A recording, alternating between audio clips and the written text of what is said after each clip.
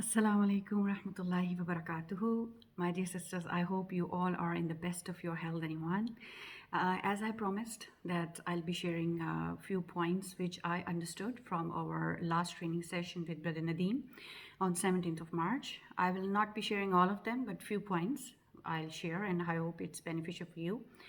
The first point we learned it was stick to what you know.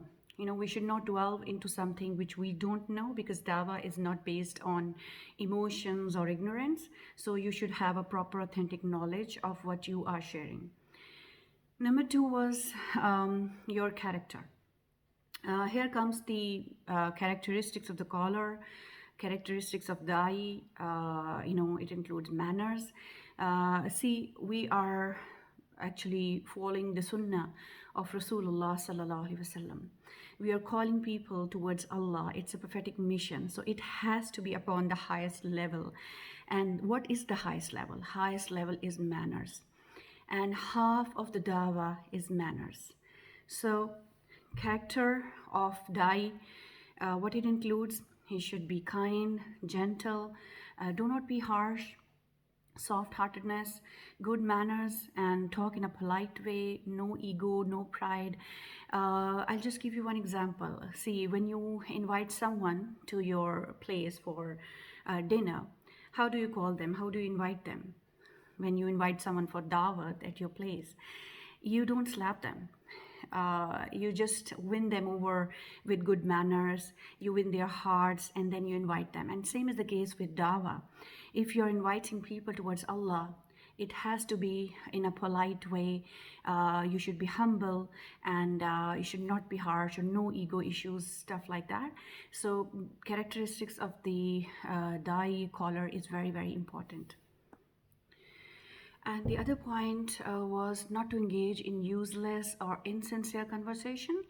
Prophet ﷺ said, I guarantee a house in paradise for the one who gives up insincere, useless arguments, even if he is in the right. And I guarantee a home in the middle of paradise for the one who abandons lying even for the sake of fun. And I guarantee a house in the highest part of paradise for the one who has good manners. Abu Dawud. So when you are engaging in dawah and in other times, like there should not be useless conversation. Sometimes what we do is that when we start giving dawah, we get into this debate or arguments.